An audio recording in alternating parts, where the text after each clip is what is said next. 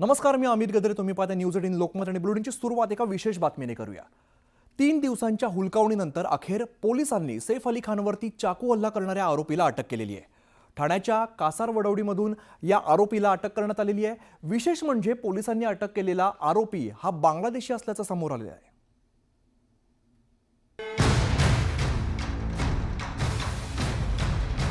अभिनेता सैफ अली खानवरील चाकू हल्ल्यानं देशभरात खळबळ माजली असतानाच आता त्याच्यावर हल्ला करणारा आरोपी पोलिसांच्या हाती लागलाय. तब्बल 3 दिवसांनंतर सैफवर हल्ला करणाऱ्या आरोपीला अटक करण्यात पोलिसांना यश आलंय. मोहम्मद शरीफुल इस्लाम शहजाद असं आरोपीचं नाव आहे. आरोपीला अटक कशी केली ते आता पहा. आरोपी रेस्टॉरंटमध्ये हाऊसकीपिंगचं काम करायचा. त्याचं लोकेशन मोबाईल टॉवरच्या मदतीने शोधण्यात आलं. लोकेशन वडवली हद्दीत हिरानंदानी इस्टेटमध्ये मिळालं. हिरानंदानी इस्टेटमधील एका बांधकामाच्या ठिकाणी तो लपला होता. शोध मोहिमेवेळी त्याला हिरानंदानी कामगार छावणीजवळ अटक करण्यात आली. चौकशी दरम्यान सैफच्या घरात घुसल्याची त्यानं कबुली दिली. अटक केल्यानंतर त्याला झोन 6 पोलीस ठाण्यात नेण्यात आलं.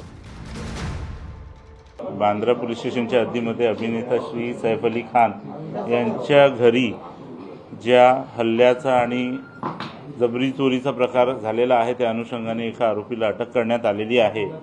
सदर आरोपीचं नाव मोहम्मद शरीफुल इस्लाम शहजाद आहे. या आरोपीचं वय 30 वर्ष आहे. प्रथमदर्शनी हा आरोपी बांगलादेशी नागरिक असल्याचं निष्पन्न होत आहे. चोरीच्या उद्देशानं हा आरोपी सैफच्या घरात शिरल्याची माहिती पोलिसांनी दिली आहे. अटकेत असलेला मोहम्मद शरीफुल इस्लाम शहजाद हा मूळचा बांगलादेशी असल्याचा संशय व्यक्त केला जातोय. भारतात प्रवेश केल्यानंतर त्यानं आपलं नाव विजय दास असं ठेवल्याचा पोलिसांना संशय आहे. हा व्यक्ती अटक याला ज्यावेळेस आम्ही केली त्याच्याकडे जी विचारपूस केली त्या अनुषंगाने त्याची जी उत्तरं आणि त्याच्याकडे जे काही साहित्य मिळालेलं आहे त्या साहित्याच्या अनुषंगाने प्रथमदर्शनी असं वाटतोय की हा एक बांगलादेशी नागरिक आहे. त्या अनुषंगाने आम्ही पुढील तपास करत आहोत. शनिवारी मुंबई पोलिसांनी आरोपी शहजादला मुंबई कोर्टात हजर केलं. यावेळी वांद्रे कोर्टानं आरोपी शहजादला 5 दिवसांची पोलीस कोठडी सुनावली. तसं काय इंटरनॅशनल कॉन्स्पिरसी नाही आहे. तो यंग मुलगा आहे, त्याला स्केपगोट बनवून त्याला फसवलं गेलं आहे आणि तसं काय त्यांचा उद्देश नाही आहे. पोलिसांकडून वारंवार सांगण्यात येत आहे की तो बांगलादेशी आहे आणि त्यानंतर त्याने भारतामध्ये घुसखोरी केलेली आहे असं पोलिसांकडून सांगण्यात येते. नाही, असं काही नाही आहे. त्याच्याकडे सर्टन डॉक्युमेंट्स आहेत which will show at time of the bail application which will clearly show that he is a residing from last several years in the, म्हणजे तो राहतो इथे. तर असं त्याचा पुरावा त्याच्याकडे आहे, तो दाखवेल. तब्बल 3 दिवसांच्या झाडाझडतीनंतर मुंबई पोलीस सैफच्या हल्लेखोरापर्यंत पोहोचलेत.